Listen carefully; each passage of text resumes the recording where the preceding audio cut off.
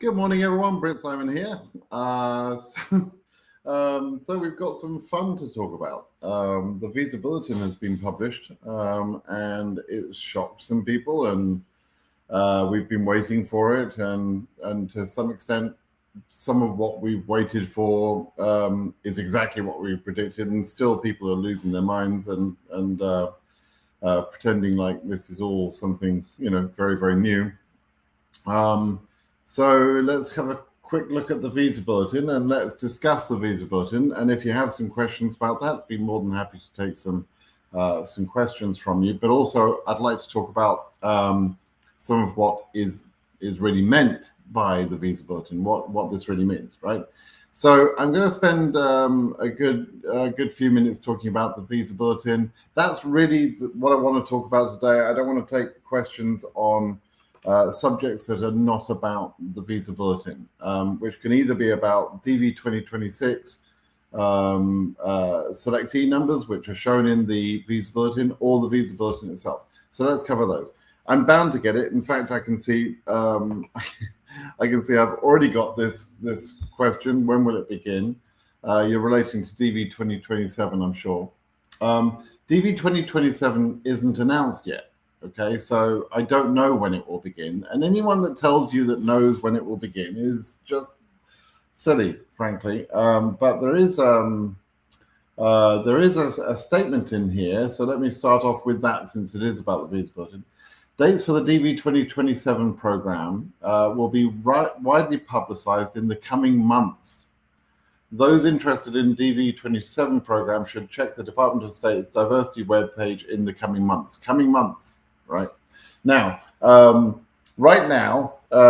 somewhere in Southern California, Curtis Morrison is probably laughing at me if he's watching this video, if he gets a chance to watch this video. He and I have got a little bit of a bet going on. We haven't actually put money on it, but so Curtis thinks Curtis's theory about the DV 27 program. Well, we share some part of the theory. The reason DV 2027 is not out right now, why the entry period is not started yet, is because they're trying to implement this new fee, this $1 fee, right? It's not because they're trying to implement the passport rule, in my opinion. I don't believe they are going to implement the passport rule, but I think they are going to implement the $1 fee, and I think that is the reason why it's delayed. It is not because of the shutdown, right? The DV 27 was already delayed before the shutdown happened, right? So the shutdown is not the reason. It's got nothing to do with it. And as you can see, the visa bulletin has been published, even though the government is still shut down. So there are some aspects of the government processes that continue to work, regardless of whether the government is shut down or not. The shutdown doesn't affect people, as much as maybe you think it affects people. So, but the point that they say here won't be publicized in the coming months. That's kind of interesting. They didn't say the coming days. They didn't say the coming weeks. They said the coming months. Now, Curtis believes that they are going to push the entry period as far as they possibly can into next year. I don't believe it'll be that much delayed, actually. I think they've got some pressing needs. They've got some things they have to do, right? And this is based on so this is based on my understanding and knowledge of the program and what they have to do. I was about to say something a bit mean there, but I didn't mean to do that. So work and wait. So AJ, I'm sorry, I'm not going to answer the phone right now. So work and wait right now. Okay, so the visa bulletin says we'll be waiting for a few months. Well, it says that it will be published in the coming months. I think we'll hear about it. I think we'll have it before the end of this year. That's fundamentally the basis of the difference of opinion between me and Curtis. I think we'll have it this year. He thinks it'll be delayed way into next year. The reason I think it'll be this year is because they've got to do all of the processing. They can't just take the entries and announce the results. It doesn't happen automatically like that. they actually start processing in a typical year. They start as early as December. So the draw process starts in December, in my opinion, in my belief. And I say that because I've seen communications between the government departments talking about adding more people in, in the early part of next year. So they do the draw early, then they start filtering through all the cases and creating all the holes by disqualifying cases and so on. And all of that process has to happen before the normal May announcement of results. So, so they're actually busy between the end of the entry period and the May results. They do work.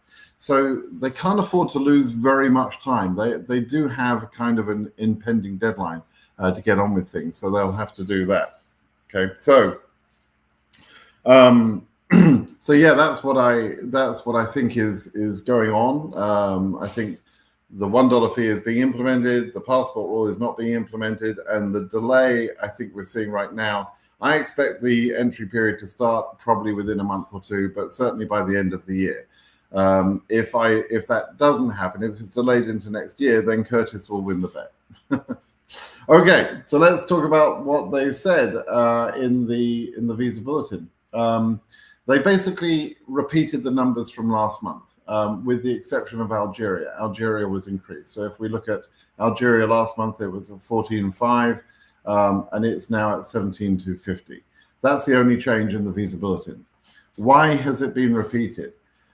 And does that mean that Trump has decided that the lottery will just be frozen for the rest of the 12 months and that sort of thing? No, it doesn't mean any of those things. It also doesn't mean that aliens from another planet has landed. It doesn't mean those things. So please, calm down, relax. Let's have a look at some reality and to just try and calm you down. If we look at the historical visa bulletin numbers, I've updated this morning. We've seen for the EU region, we've seen 3 months repeated at 7,750, right? But even at 7,750, that's higher than the number was last year, at this point in time last year. You can see last year was repeated 3 months in EU, 6,000 3 times. In the year previous to that, we hadn't got to 7,750. In the year previous to that, we hadn't got to 7,750 by this time. Right? In the year previous to that, we hadn't gone to 7,750.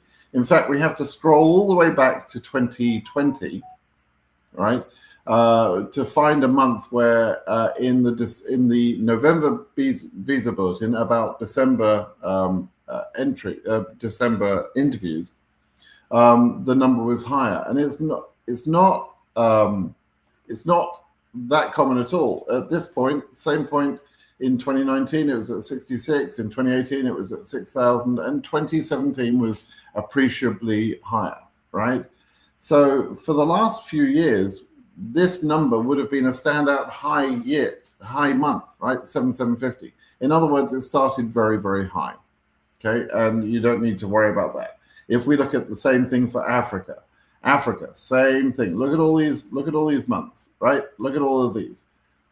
It's higher than all of those months way back to 2017 again. Okay, so 2017 was unusual, and so 17,500 is a high number for us at this point. Asia is almost comedic. We've never seen a number that high, right? Well, I say never. We'll probably go back and we'll find. There we go, 2012.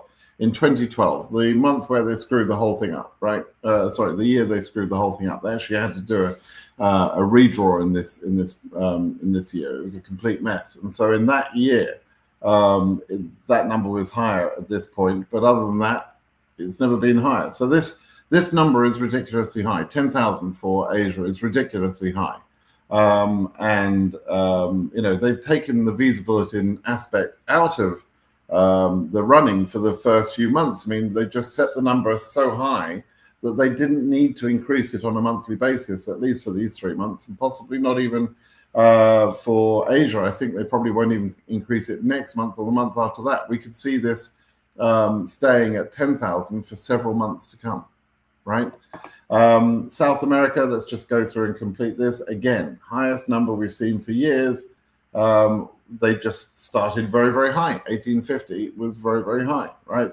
And lastly, let's just look at Oceania. Again, the number at 1100 is double where it was last year, and it was never normally like that in previous years until the following month, let's say January, for DV25 and so on. So the reality is, and this is something we should have understood from the very beginning, these numbers that were posted in the October, for the October interviews were stupidly high and didn't need to be increased. And the way that they are meeting capacity in terms of meeting capacity at the embassies is because more and more cases are having their DS-260s processed. And as a case number, let's take Asia. If you've got Asia case number under 10,000, as your DS-260 is being processed, let's say, wasn't ready for the October interviews, wasn't ready for the November interviews, but now it's ready. Now your DS-260 has been processed. You didn't need a higher case number on the visa bulletin. You just needed your DS-260 to be processed in order to be scheduled, right?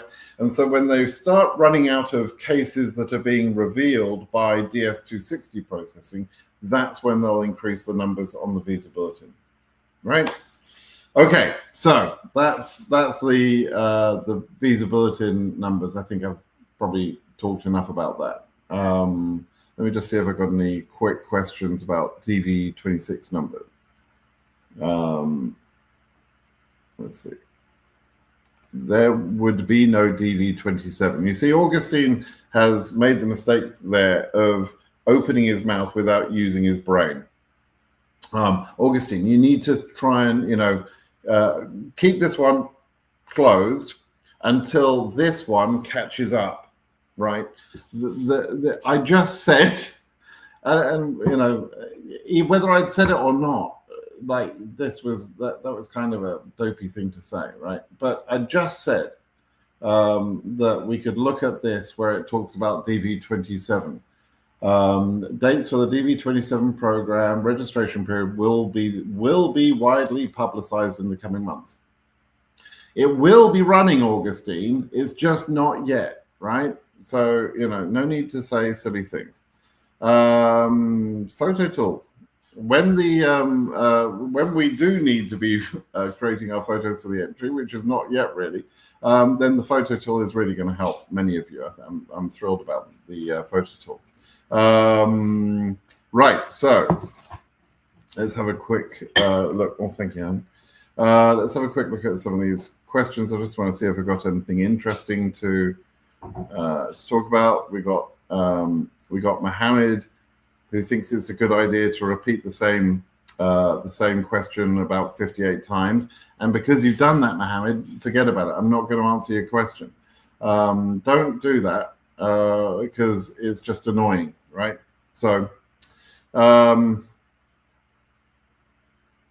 okay. So let me just take this is a fairly typical question. Many of you will have sort of questions like this. If you want to know whether your DS-260 is processed or not, you can email KCC. It's the only way you can find out whether your DS-260 is processed or not. If your number is current and your DS-260 is processed, then they come back and they say that your interview is current and current for interview processing. That's the phrase that is in the email there. And so our friend here, Fefes Sirgar, I emailed KCC previously and they said they were current for interview processing. Okay, so that means that the DS-260 is processed and your number is current. If your DS-260 is not processed, then they come back with what we call the stage 2 or stage 3 letters, you'll come back with a stage 1 letter which says your case is being currently processed, something like that. At the point when your DS-260 is processed, but either your case number is not current yet or is literally only just gone current, like this morning, you'll get a stage 2 or stage 3 response, which says something along the lines, your case is complete. your DS260 is complete and processed or something like that. Those two responses both mean the same thing, that your DS260 is processed, right? So stage 1 means you're still processing. Stage 2 and 3 means you're processed, but you haven't been put into stage 4 yet, which is when your number is current and you could be scheduled for interview. And then stage 4 is when you're current for interview processing. Now, being current for interview processing does not mean that you will get scheduled for an interview yet, and it then depends on the capacity of the embassy, right? So you're asking about Jakarta embassy, and I don't have any data about Jakarta, but if you had already emailed KCC previously to this month, previously to today, when the visa bulletin was published, it means your case was already current last month and already processed last month. So you're in the AV queue. You're in the queue of cases at AV status or stage 4 status. You're in that queue as of last month, and your position in that queue is now held. It's frozen. If you want to know how that works, I created a video that explains that with a bunch of beads on a piece of string and that sort of thing. And basically, month to month, cases that are added into stage 4 are ordered numerically as they're added into that queue, but they don't jump ahead numerically of cases previously added to the queue. So the order is sort of numeric, but only month to month, right? Now, I've explained that in far more detail in another video. And if you Google Brit Simon AV queues, I think, or something like AV queues, you'll find my YouTube video on that. And it's a pretty good video. It's quite well liked because it makes things really clear. So your question then, Cigar, will be based on how much capacity Jakarta has. It didn't have enough capacity to see you last month, obviously. Otherwise, they would have scheduled your interview. But it may have enough capacity this month. We don't know. I don't know what capacity they have. Okay. Let's see. Right. Okay, let's take some of these questions. So let's look at the visa bulletin. The first thing I looked at in terms of the visa bulletin was this number, and that's what this question from Lucas is coming through as well. He's asking about this number. As many of you will know, if you're a regular listener of mine, regular to this channel, you'll know that I sued the government in order to point out to them that they had screwed up the lottery for UK, that they hadn't included UK selectees. The result of that in DV25 was that they made a number of cases, 43 cases. They added those cases in as winners, and all of those 43 were cases under 23,000, which was the case number that was current. They didn't alert anyone. They didn't tell anyone that they were a winner up to case number 41,000, which was the normal EU range, above the 23,000 number. In other words, they only told people who were current and needed to get their DS260 processed and so on. What they did was kind of smart. I liked what they did for DV25. They then looked after those cases for DV25, and I'm very pleased with how they handled that. And frankly, we thank them in the lawsuit for the way that they handled that. Right. However, in DV26, they lost their minds again. They have done a stupid thing.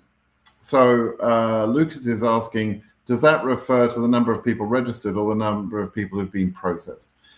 It's the number of people that are selected as winners, including derivatives. So if I enter and I've got my wife and kid, that's 3 people on one case, right? So it includes those derivatives, the people on the case there. And so roughly speaking, in the UK, the number of selectees will be about half of that, right? Or the number of selected case numbers will be about half that, about 600 to 650 cases. That number is ridiculously high, right? If you look at DV25 and you say, okay, up to 23,000, they had 43 winning cases in the UK. that kind of tells us that's about right. That's about 100 people, right? Roughly speaking, about 100 people. If they'd have gone all the way to the end of the EU range, they would have had maybe 200 people, let's say, selected for the whole of DV25. Why is there 1,300 people for DV26? It's because, and again, I've explained exactly this in precise detail, it's because they've gone too far with the case numbers. They've allowed the UK case numbers to be selected up to probably about 200,000, case number 200,000.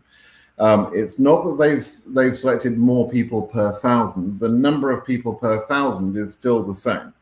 The distribution of those UK cases is accurate. It's what it should be. It's just spread. It's just made. They've announced people up to 200,000 when really those people shouldn't have been told they were winners at all, right? So there are about 4 to 5 times more winners notified from the UK than should have been notified. And that means most of these 1,300 people will have case numbers too high to get a chance. In all honesty, that's what will happen. The other thing that they did was they took out Cuba. Cuba would normally have had numbers here, and there's an interesting impact to South America. Cuba was ineligible for DV26. They shouldn't have had any winners at all. In the lawsuit, I pointed out that I knew that they had selected Cuban winners, which was part of the evidence I used to explain to the government how they'd screwed up the system. And it was the final nail in the coffin to explain exactly what they had and hadn't done in their operation of their own system. And that's probably helped them wake up and stop arguing and go fix the problem. Once they saw my point about Cuba as well, they probably just said, "Oh yeah, he's got a point. We did screw up." So anyway, if this visa bulletin had been published a couple of months ago, when they should have published it, we would have seen nothing for UK because they hadn't fixed it at that point, and we would have seen numbers for Cuba. As it is, we don't see any numbers for Cuba, and we see UK winners. Right now, there is an interesting increase. This number for Ecuador and Peru are the two sort of canaries in the coal mine here. These numbers are around about double what they would have had last year. So it's clear that there were less winners from Cuba because most people from Cuba would have realized they were ineligible to enter. But there were some. And so there are more winners for the other countries in South America. So it shows that we've got sort of a partially correct selection in South America. What does it mean for South America? Well, South America stands a very good chance of going current, in my opinion.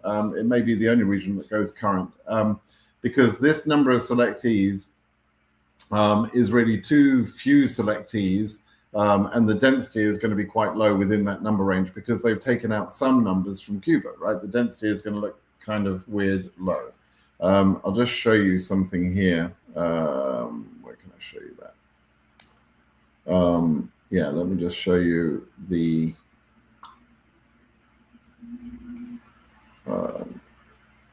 thank you to Zarthisius for this lovely little gift this morning of putting all of this putting all this stuff in a nice little table for me. So if we have a look at, let's just have a look at South America for a moment, and we total up those, we have a total of 4,262 people, which in South America is probably about 2,000 cases, but those 2,000 cases go well in excess of 4,000, up to the highest case number, well in excess of 4,000. So we've got a low density of cases, less than 50%, low density of cases in South America. Therefore, once we get past this period where the 1850 number is in place, I expect South America number to actually increase quite a lot and get maybe all the way to the 4,000 range. We might see current for South America because there was obviously an impact. It's not a complete impact like this. These Ecuador and Peru, like I say, they got double the number of selectees they got from last year. And there are still 4,000 people. It's still quite a lot of people have been selected. So there were Cuban selectees, but then there weren't many Cuban selectees. There weren't the 2,500 that we had in last year's lottery, for example. So that's one thing that that's kind of interesting. Actually, I'm just going to make this a little bit bigger so you can see what I'm actually looking at here, because I'm pointing at this and you can't really see it, but that's better, right? So and if I switch let me put me over there, it might even go even bigger. Yeah, and I'll take the question off. Let's see, take the question off, and that will make it a little bit clearer. Okay, so there you go. If you wanted to just grab a screenshot or whatever of that, that's basically the information that you needed, right? Okay, so that's South America. We talked about South America a little bit. Let's talk about some of these other regions. These other regions have, now if you look at my Visa Bulletin number, you'll see down the bottom I've plotted the number of selectees we have per region. This is kind of interesting for us to discuss. There are 129,516 selectees globally. We can see that from the selectee numbers, right? That is about the same as last year. So that tells us a couple of things instantly. Number one, there is no second draw. There will be no second draw. That, you heard it here first. That's just very, very clear from this number of selectees. There's no need to draw a second number of people where you've already selected 130,000 in the first draw, right? And if we look at the Visa Bulletin, it gives some interesting information, right? We'll have a little look at that. There's some interesting bits of information. The number of visas available this year will be 51,850. Okay, that's about the same as we had in DV25. It's not really an increase, although the number that was stated last year was a little bit lower than that. But actually, in the end, it was about 52,000 that we had for the total number of visas. So 129,000 people have been selected, and there are less than 52,000 visas available. Okay. That means that many people won't get a visa. That's exactly what it means. Now, many people will have won and they don't want a visa, but you have to understand the initial point here. They select more people than there are visas available. They always do that, and they explain their rationale for doing that in this Visa Bulletin. They do that because many people won't apply, many people won't be approved, and that sort of thing. But when they select 130,000 people for 52,000 visas, that is far too many. And that's why there is no need to add a second draw. The second draw only comes in years where they under-select in the first draw. And there's been some years, if I show you back here, I'll show you the last time there was a second draw, which was 2018, I think it was. No, 2017, where they only selected 83,000 people in the first draw. And so they added some people later on. There was a second draw in 2017, right? So in years where they select only 80-odd thousand or 90,000 perhaps, up to about 90,000, there's a possibility of a second draw. In a year where they select 129,000, there is no possibility of a second draw. Okay, there's no point. And you would get high case numbers anyway, so there'd be no real value to the selection. Okay, so the other thing is, let's look at this region by region. So we've got 44,733 selectees, including those 1,300 from the UK, which most of those won't get a chance, right? But that's roughly about the same as last year, right? So they did about the same as last year. And last year came with a low cutoff number at the final VB. So it seems, just as a rough guess, it seems likely that we would have a cutoff number in place in DV26 in Europe. And let's talk about some of the other regions, right? The number of selected in Africa is similar to last year, very, very slightly less, but similar to last year. The number in Asia is about the same as last year, right? Number in South America rather, is lower than last year. Remember, they've taken out some number of Cuban selectees. I should imagine it was probably about the same. I wouldn't be at all surprised if there was something like 400 or 500 selectees taken out from Cuba.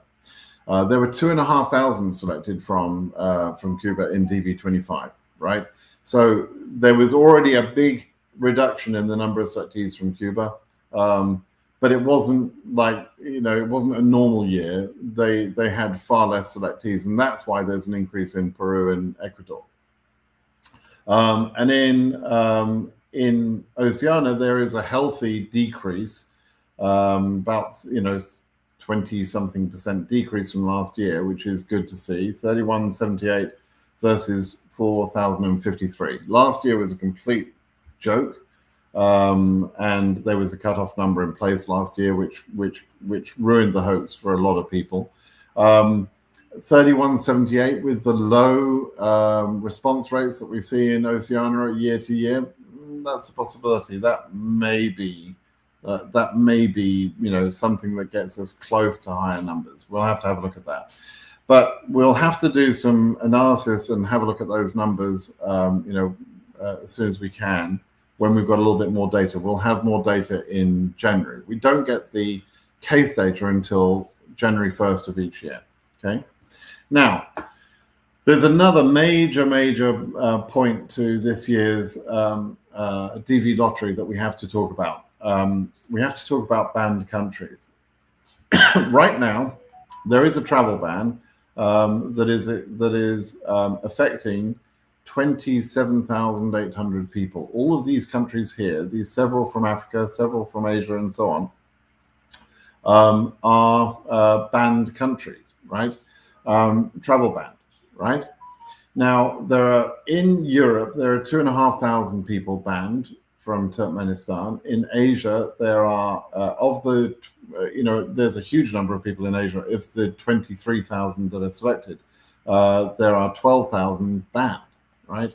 And then in Africa, the numbers are pretty staggering there too. There are 12,900 banned from the 53,000 that we have selected, okay? So the travel ban is going to be extremely impactful on DV 2026, and we have to think about that logically and say, okay, do we know how long the travel ban will continue? No, we don't. We don't know how long it's going to continue, right? And so there is going to be an impact of the travel ban, because there will be people that are, probably not keen to submit their DS-260. Maybe they submit their DS-260 and it gets processed, and they even get scheduled for interview, but maybe they don't turn up at their interview, or they go to their interview and they'll just be refused at the interview. And so while the travel ban is in place, it's going to put a big dent in the dreams of nearly 28,000 people globally, 27,800, right? So that does have an impact to the rest of the globe. It's going to help high case numbers in Africa if the travel ban stays in place. It's going to help high case numbers in Asia if the travel ban stays in place. And because it will have such a dramatic impact, it will probably help EU as well, and perhaps even South America and Oceania. Because these other regions are able to consume from the bowl, if you like, of another region that isn't using its own visas. And that is likely to happen because the people that are travel banned aren't completely knocked out of the system. They are still processed by the system. Their DS-260s, if they submit them, albeit in lesser numbers, if they submit them, they will be processed. And if they've been processed, they will be scheduled, okay? So the embassy capacity is still somewhat affected by the banned countries, right? And the DS-260 processing is still affected by the banned countries. And we don't know when the ban will be ended, right? We don't know if it'll be ended tomorrow or in a year's time, or, will it be there for the whole of DV26? We have no idea. We don't know what's in Trump's mind, right? So there's a very, very big impact of the travel ban. It is definitely going to impact DV 2026 in various ways, but we don't know exactly what that impact will be. We have to wait and see. Because of that, I can sort of broadly talk about some of the predictions that I would normally make, but I don't think I can be as precise as I would normally be, because I really don't know when the travel ban will end, and that's going to be a major factor in this year's lottery period. Okay. So thanks to Zarth for putting these this quick spreadsheet, this CSV file together. That's very helpful. But we really need people to get to understand these numbers and what the impact will be to individuals from those countries and so on. So let me take a few quick questions. The travel ban is going to be removed soon, even in 2 years. Is it worth to apply DV27 from banned countries? Absolutely, you should apply, even if you're from banned countries. So the entry period for DV27 will probably start before the end of the year, in my opinion. The announcement of the results could be delayed. It may not be May. It could be a little bit later than May. But the operating period, the period when we actually see interviews happening, will start in October of next year and carry on until September 30th of 2027. It's a long time to go, right? There's a lot of things that could happen with the travel ban between now and then. So, we could see the travel ban removed. We could see some countries removed. We could see some countries added. Who knows? We just don't know. So I would absolutely enter, if I was from, one of the banned countries, I would enter DV 2027 without a doubt. So there you go. So Lucas, I hope I answered your question there. So it's not the number of people processed, it's the number of people chosen as selectees from the number of people that entered.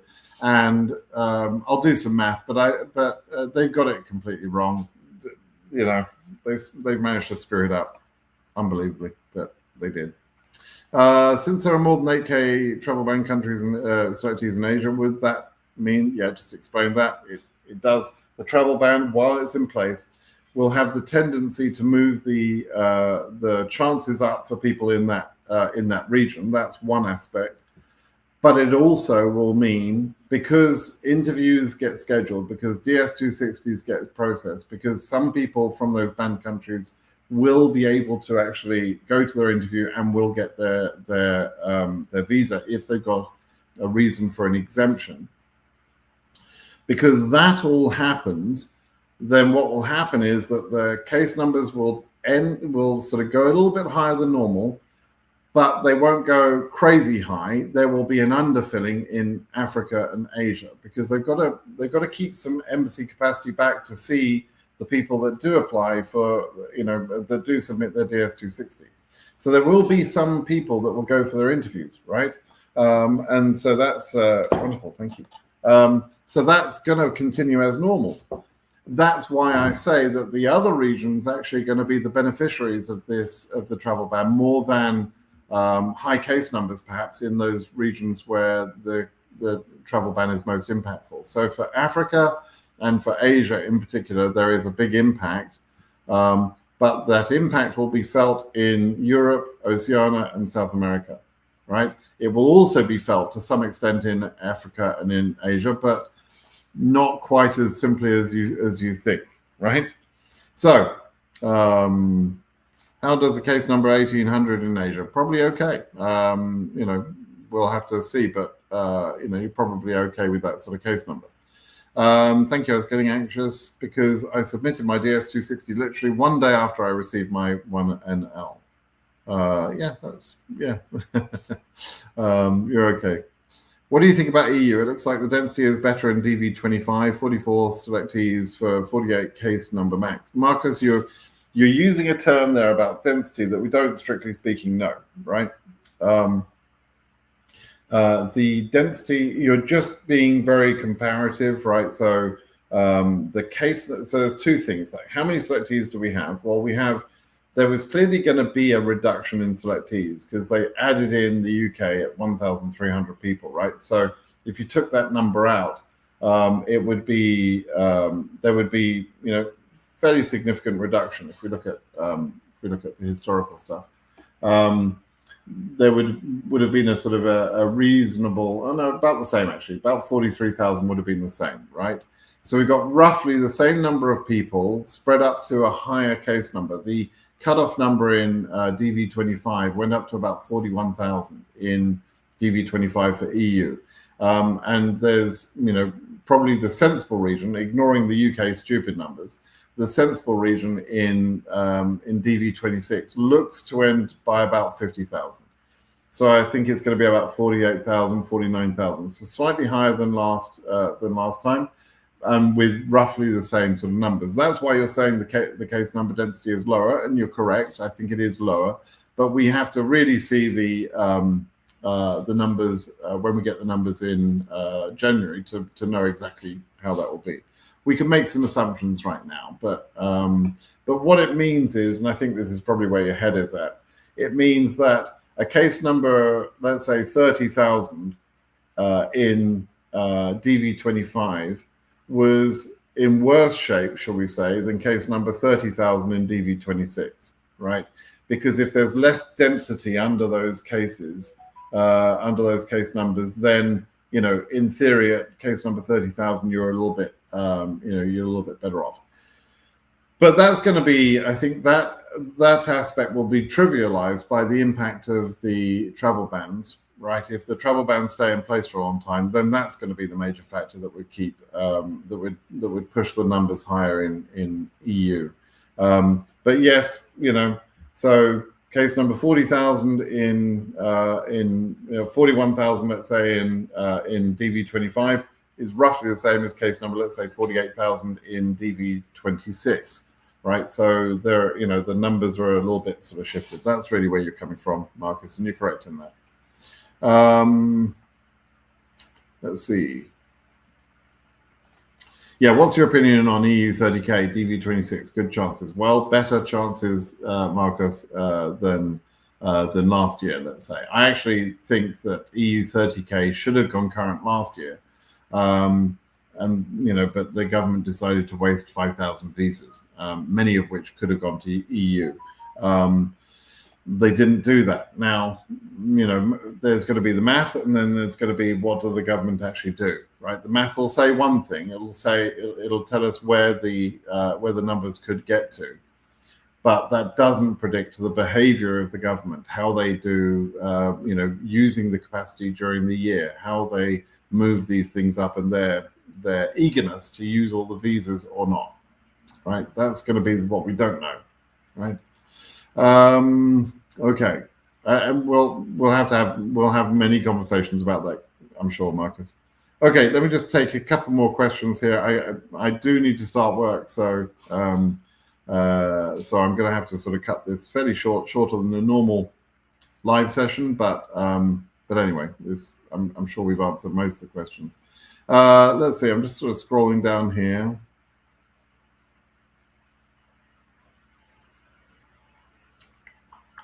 Let's see. I'm from Ecuador, praying for my number 39XX to go current. Thanks. Yeah, so yeah, you've got more hope than you did a few minutes ago, shall we say. So the visa bulletin, I think, is good news for you in a sense. It's nice to see the numbers. There is going to be some help from the lack of Cuba and Cuban selectees in that. Cuban selectees took a lot of the visas.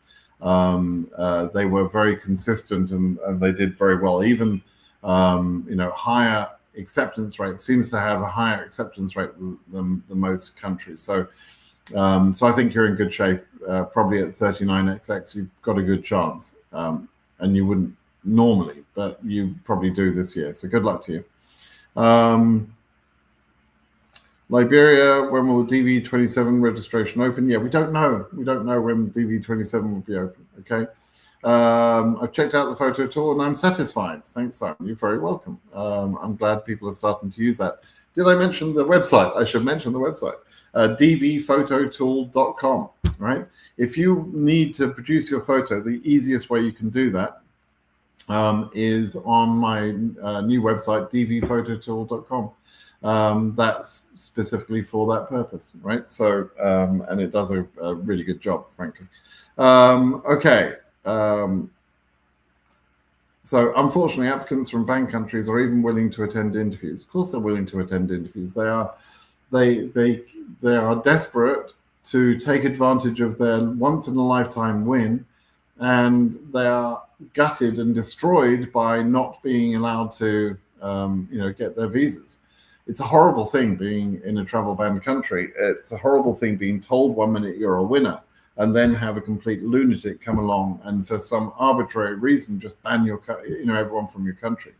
It's a disgusting, despicable thing to do. I'm ashamed of our country for doing this, frankly. And we have horrendously bad leadership in place at the moment. And I can't wait to be done with that man and everything he stands for. But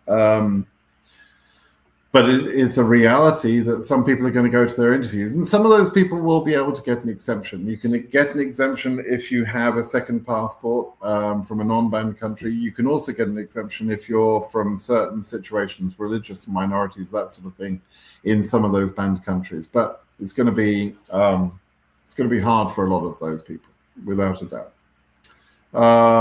Okay, my case number is 6700. My final age out months was December, born on 28th of May 2004, and derivative is it final that I have no chance now. So Tide Gaming, I haven't done the math. I think we may have talked about this before, but I'm not going to do the math now. Come and speak to me on BritSimonSays.com. We can do your math and figure it out. But yes, the CSPA rules are determined about when you go current, right? And so if you didn't go current and December was your age out month, including the CSPA protection, then yes, that is final. It can't be argued. It's not like you can have a special exception for that. Okay. Okay. Yeah, so some unanswerable questions like this one. What are the chances of Europe becoming current, in your opinion, with this new info? In a normal year, it wouldn't get current. In a normal year, there would be no chance. The only thing that will make this current is a push from travel banned countries, right? And I don't know whether the travel ban will stay in place for the whole year or not. We just don't know. So that's the only thing that would make 44,000 people go current, 44,733 selectees for about 19,000 visas. That's what the EU quota is, about 19,000, right? So normally there wouldn't be, EU wouldn't go current. The only thing that will push the numbers higher is if the travel ban affects Africa and Asia, leaves unused visas there, which then the government decides to reallocate to the other regions. And that is like, a perfect storm and a bunch of, really important decisions that the government have to make that they probably won't, they won't make us happy with entirely. I mean, there's going to be a bunch of question marks between now and July of next year. So to ask me whether EU is going current or not, I'm sorry, it's just way too early and too optimistic to expect me to answer.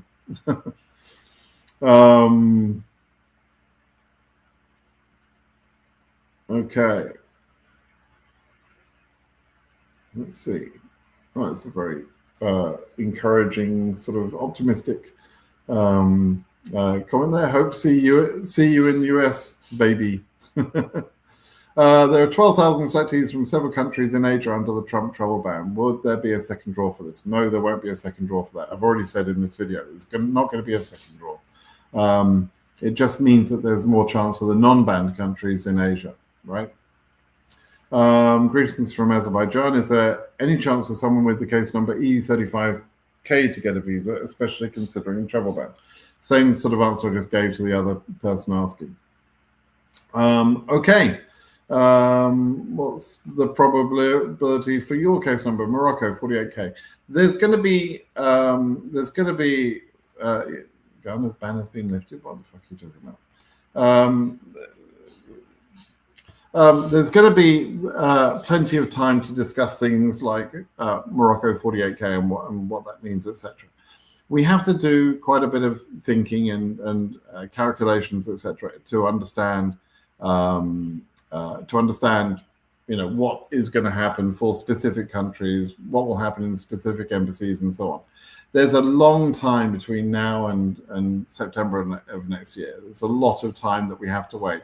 And predictions are fine, mathematical predictions are fine, but they're not necessarily going to be the way things work out. We have to be very cautious and careful in assuming that all the math is going to be right, because it just, we don't know what the government will do. We don't know what individual embassies will do.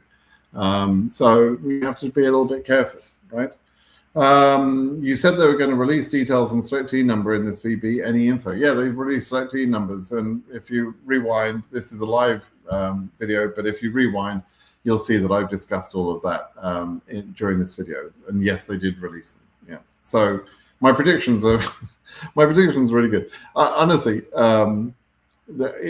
some of you in the last 2 or 3 days have been seeing people who've said, oh, they're not going to release the visa bulletin.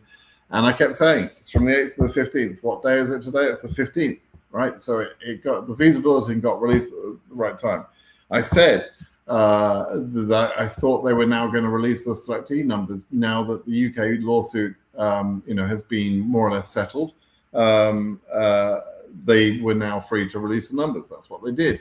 I said at the weekend, if you watch my weekend video, I said there would be about 130,000 selectees, and guess what? There's 129,516 selectees. So it's about 130,000 selectees that I said. I said that the UK would be in there at about 4 or 5 times rate of numbers. And guess what? At 1,300, that's bloody obviously 4 or 5 times more than it should be. I said that Cuba would not be would not be shown as winners because they'd have corrected that, and lo and behold, that's what's happened. I mean, I know there are other people talking about DV lottery, but why would you bother with anyone else? Why would you bother? And maybe you don't like my attitude, maybe you don't like my arrogance or whatever, but you can't deny that I'm giving you accurate information on what can be given. Now, I'm not filling your sails full of bullshit like some of these other people are talking about, like, the websites and the channels that are still saying the DV27 will open on the 16th. They've still got articles saying that, even though that's tomorrow and it's not announced yet. I mean, some of these people are stupid, and when they say things that are wrong, you should take note of that and say, well, if he doesn't know about that, maybe he doesn't know about this other thing I'm going to ask him. Right? Just understand who gives you correct information, please, where it can be correct. I mean, I'm going to get some things wrong. Of course I am. But generally speaking, I'm cautious enough to say, hey, this is speculation or this isn't speculation. Right? Anyway, okay, quick question here. One quick question. That's how if I become selected and from one of the banned countries, and my chargeability is one of the banned countries, and I have a second passport, is that okay? Yeah, I've already said. If you've got a second passport from a non-banned country, that's fine. Even if you're charged to a banned country, you travel on the passport from the non-banned country. That's how you do it. Okay. Okay. No doubt there'll be more analysis to be spent on this visa bulletin over the coming days. But it's one thing that at least we have now, that visa bulletin. We've got the selectee numbers someone